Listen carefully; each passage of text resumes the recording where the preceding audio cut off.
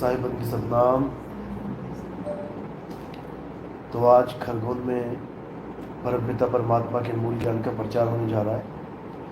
बहुत बड़े भाग होते हैं उन जीवों के जो अपने पूरे जीवन काल में एक बार भी इस मूल ज्ञान को सुन पाते हैं, और उससे भी बड़े भाग होते हैं उन जीवों के जो इस ज्ञान को थोड़ा सा भी समझ पाते हैं। क्योंकि सुनना आसान है, आए बैठे 1 घंटा 2 घंटा सुन के चले जाओगे, लेकिन इसको समझना बहुत मुश्किल है।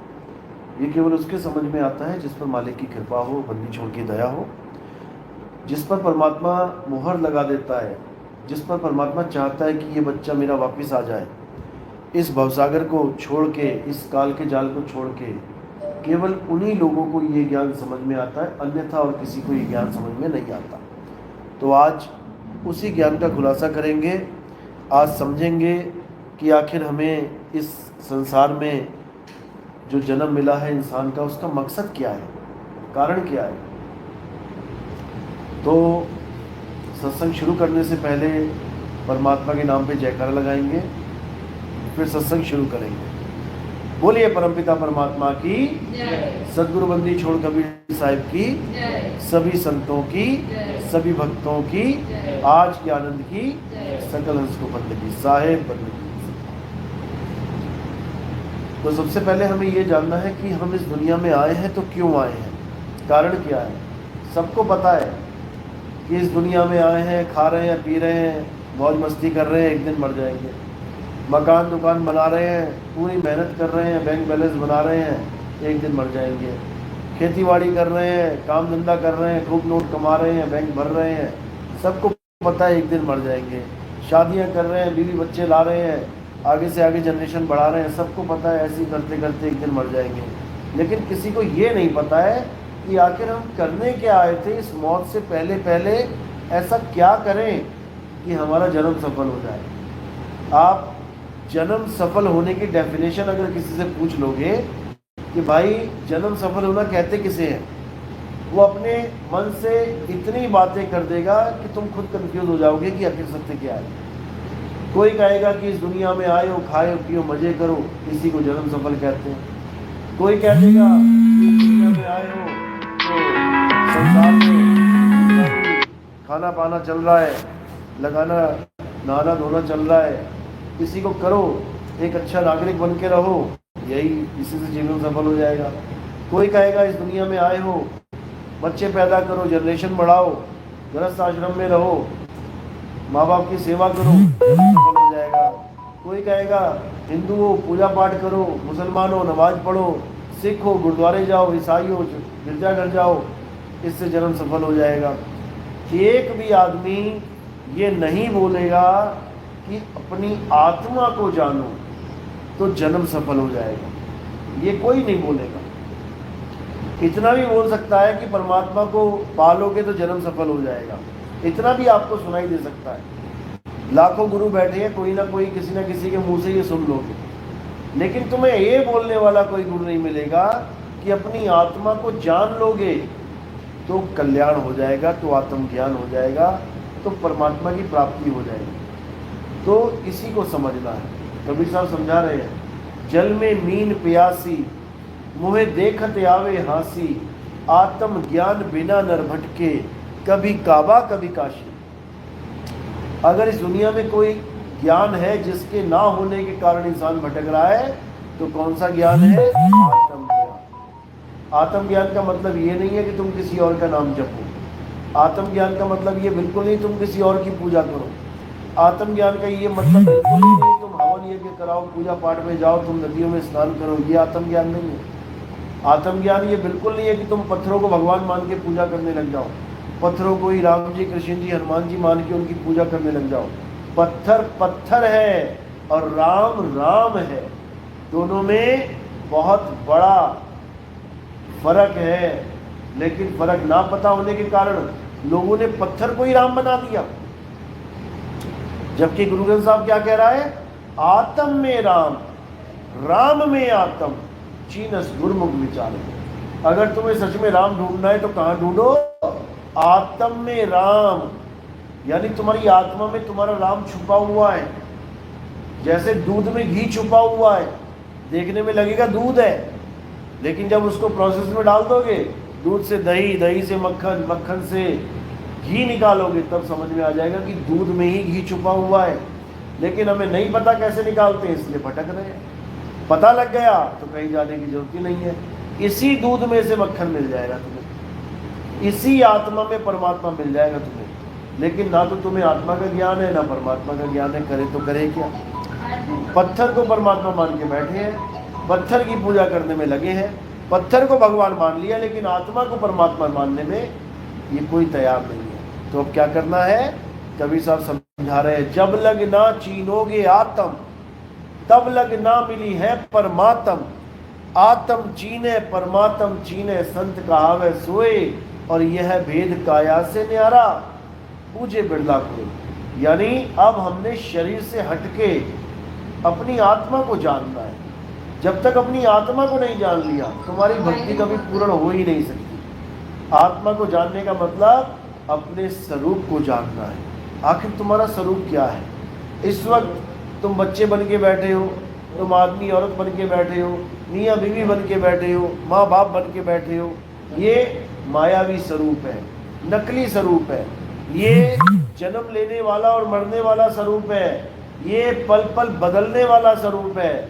ये सदा एक सा रहने वाला स्वरूप नहीं है। तो ये है काया का स्वरूप, और काया माया एक को जान, ये दोनों एक ही है। तो हमने कौन सा स्वरूप जानना है, काया और माया से परे वाला स्वरूप। वो क्या है, वो हमारा आत्म स्वरूप है। तो कबीर साहब यही समझा रहे हैं, कह रहे जब लग ना छीनोगे आत्म, जब तक तुम अपने आत्म स्वरूप को नहीं जान लेते, तब लग ना मिली है परमात्मा, तब तक भूल जाना कि परमात्मा मिल सकता है। हाँ, तुम कितनी पूजा पाठ करते रहो, ये सोच के बैठे रहो कि भगवान लास्ट में मिलेंगे, लास्ट में मिलेंगे, किसी को नहीं मिलने वाला। कह रहे अब हूँ मिला तो तब हूँ मिलेगा, नहीं तो जमपुर वासी। अगर आज कोई गुरु मिल गया है जो तुम्हें आज ही भक्ति करा के आज ही परमात्मा का भेद प्राप्त करने की विधि बता दे, यानी आज, यानी कि इसी जीवन में भक्ति भी करवाए और इसी जीवन में मुक्ति भी दिलवा दे।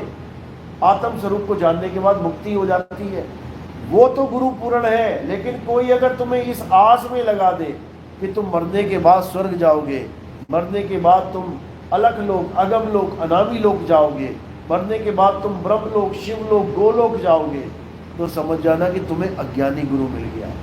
तो कबीर साहब यही समझा रहे हैं, अरे अज्ञानी को स्वर्ग नरक है, हरि जाने को नहीं, जिस भव से सब लोग डरत हैं, सो भय हमरे नाही।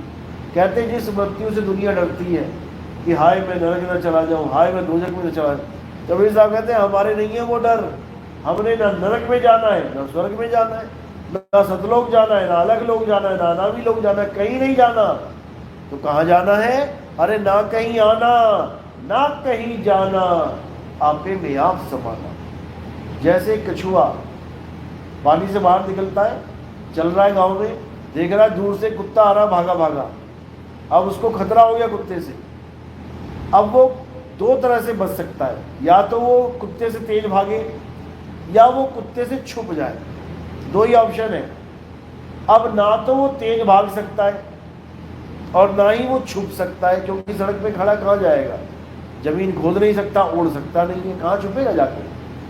तो कछुआ क्या करता है, कछुआ ना भागता है आगे, ना पीछे कदम हटाता है, ना ऊपर जाता है ना नीचे जाता है, कहाँ जाता है, अपने ही अंदर चला जाता है, अपने आप में समा जाता है।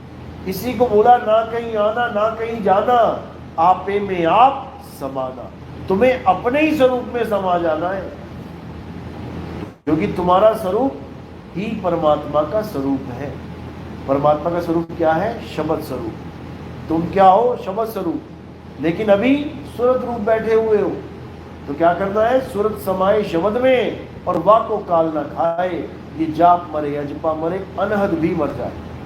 अब तुमने केवल और केवल अपने स्वरूप में समाना है और कहीं नहीं जाना है। कोई पूजा नहीं, कोई पाठ नहीं, कोई हवन नहीं, कोई यज्ञ नहीं, कोई तीर्थ मूर्त नहीं, कोई मंदिर मस्जिद गुरुद्वारा नहीं, कहीं जाने की जरूरत नहीं है। यही गीता में लिखा है, लेकिन लोग पढ़ते नहीं है। अध्याय 3 17वां श्लोक। हे अर्जुन, जो इंसान अपनी आत्मा में रमण करते हैं, जो अपनी आत्मा में तृप्त हैं, जो अपनी आत्मा में संतुष्ट हैं, उनके लिए कोई धार्मिक कर्म कर्तव्य लागू ही नहीं होता। यानी उन्हें कोई अलग से पूजा पाठ करने की जरूरत नहीं पड़ती। वो आत्म तत्व को ही प्राप्त करके मुक्त हो जाते हैं, मुक्ति मिल जाती है उनको। इसके अलावा और कोई रास्ता नहीं। इसके अलावा कोई कहे मैं राम राम जप के मुक्त हो जाऊंगा, नहीं हो सकता। कोई कहे मैं ओम नमः शिवाय करके मुक्त हो जाऊंगा, नहीं हो सकता। कोई कह रहा मैं 5 टाइम की नमाजें पढ़ के मुक्त हो जाऊंगा, नहीं हो सकता। क्योंकि ये कहने में देखने में अलग अलग दिखाई दे रही हैं कि हिंदुओं की आरती है, मुसलमानों की नमाजें हैं, सिखों के शब्द हैं, भजन है, कीर्तन है, ईसाइयों के ये जितने भी मंत्र हैं, ये सब देखने में अलग अलग लग रहा है। लेकिन जब तत्व ज्ञान से देखोगे तो ये सब एक है, अक्षरी तो है। जय गणेश जय गणेश जय गणेश देवा क्या है? जय 2 अक्षर है, गणेश 3 अक्षर है, मात्राएं लगी हैं, देवा 2 अक्षर है, मात्राएं लगी हैं। यानी स्वर और व्यंजन का खेल पूरा चल रहा है। सारी आरतियां, सारी नमाजें, सारे जितने भी आप देखोगे सिखों के ग्रंथ या फिर आप ईसाइयों के ग्रंथ किसी के भी देख लो, ये सब 52 अक्षरों से भरे पड़े हैं। यही काका गागा इसी को उल्टा पुल्टा करके इधर का उधर जोड़ा, उधर का उधर, सारे ग्रंथ बना रखे हैं। तो कबीर साहब समझा रहे हैं 52 अक्षर जोरे आन, सके ना अक्षर एक पहचान। कह रहे 52 अक्षर जोड़ जोड़ के तो दुनिया भर के नाम बना दिए, लेकिन उसे एक अक्षर को नहीं जान पाए। कौन सा अक्षर है वो? आत्म अक्षर। उसी को आदि नाम कहते हैं। ये 52 अक्षरी नाम अलग है और आदि नाम अलग है। 52 अक्षरी मंत्र अलग है और आदि मंत्र अलग है। वो इनमें नहीं आता 52 अक्षरों में। तो कह रहे हैं 52 अक्षर जीव आधारा, आदि अक्षर जीव्या से न्यारा। वाही को सत सिमरण कहिए, वही सच्चा सिमरण है। ये राम राम राम राम राम, राधे राधे राधे राधे, अल्लाह अल्लाह भाई, ये सच्चा सिमरण नहीं है। ये इंसानों के द्वारा बनाए गए अक्षरों का सिमरण है। सच्चा सिमरण किसका होता है? जो बनने बिगड़ने से रहित हो, उसका ध्यान आप करो। कौन है बनने बिगड़ने से रहित? आत्मा।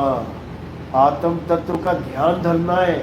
और जैसे ही आत्म तत्व का ध्यान धरना शुरू कर दोगे, ये दिमाग से सारा कचरा बाहर आ जाएगा, ये सारा अज्ञान बाहर आ जाएगा। केवल और केवल आत्म ज्ञान दिख जाएगा। तो कह रहे हैं आत्म ज्ञान बिना नर भटके, कभी काबा कभी काशी। कभी काबा में भटक रहा है, कभी काशी में भटक रहा है। जिस दिन आत्म ज्ञान हो गया, इसकी भटकना खत्म हो जाएगी और ये अपने स्वरूप को सिद्ध कर लेगा, आत्म स्वरूप को सिद्ध कर लेगा। फिर इसको कहीं आने जाने की जरूरत नहीं। बस इतना सा ज्ञान है, ये समझ लिया तो कल्याण हो जाएगा। कोई ज़्यादा लंबी खिचड़ी बनाने की जरूरत नहीं है। बस 2 ही चीज़ें हैं, सत्य और असत्य। असत्य क्या है? जो बनता और बिगड़ता है, जो जन्मता और मरता है, जो पल पल बदलता है, वो असत्य है। और सत्य क्या है? जो एक रस अखंड अविनाशी है, जो कभी बदलता नहीं, जो कभी जन्मता और मरता नहीं, जो सदा सदा स्थिर रहने वाला है, वो आत्मा है। बात खत्म हो गई। एक छुड़ाए एक लखाए, तब प्राणी निज घर पूछाए। तो अगर असली घर जाना है तो फिर ऐसा गुरु धारण करना पड़ेगा जो तुम्हें इस भवसागर से निकाले, डाले नहीं। ये सारे मंदिर मस्जिद गुरुद्वारे चर्च ये क्या है? ये हमारी प्राथमिक पाठशालाएं हैं। जैसे हमारे छोटी क्लासेस होती हैं, A for apple, B for bat, C for cat. पढ़ो, जरूर पढ़ो, लेकिन सारी उम्र उसमें नहीं पढ़ना है। पढ़ लिया 1 साल 2 साल बहुत है, अब आगे बढ़ो। तो इसी प्रकार आगे बढ़ना, कहाँ जाना है? आत्म ज्ञान की तरफ जाना है। आत्म ज्ञान की तरफ जाओगे, सारा भेद खुल जाएगा। चलो, समझ में आ रही बात? धीरे धीरे समझ में आएगी। हमारे सत्संग यूट्यूब चैनल पे आते हैं, कहत कबीर सुनो भाई साधो, रोज शाम को सुनी तो नहीं है, तुम भी सुनते रहो। तो धीरे धीरे धीरे कोई ना कोई एक ऐसी बात जो एकदम स्ट्राइक करेगी कि हाँ ये बात तो बिल्कुल अलग है, उसके बाद काम शुरू हो जाएगा। एक बार धक्का लग जाए, अगर गाड़ी में कोई धक्का स्टार्ट गाड़ी है, उसकी बैटरी खराब है, एक बार धक्का लग गया ना और उसने सही गियर डाल के स्टार्ट कर दी, वही गाड़ी धक्का स्टार्ट 200 की स्पीड में भागेगी। समझ लो, ये धक्का स्टार्ट गाड़ी भागेगी, जिसको तुम धक्का लगा रहे हो, कह रहे यार ये नहीं चलेगी, ये चलेगी, ये चलेगी, बस सेल्फ स्टार्ट नहीं है। यानी तुम्हारा विवेक खुद से नहीं जा सकता, तुम्हें एक धक्के की जरूरत है। जैसे गुरु मिल गया, एक धक्का लगा और तुम्हारा विवेक जाग गया।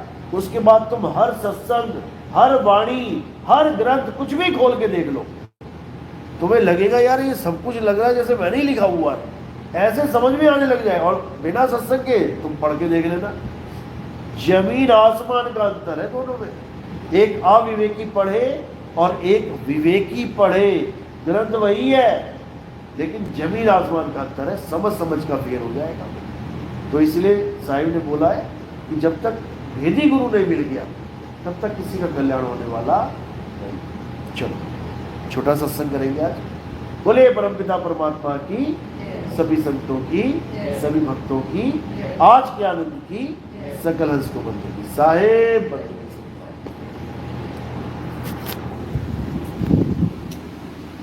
तो आगे का प्रोग्राम गुजरात का है, परसों से स्टार्ट हो जाएगा।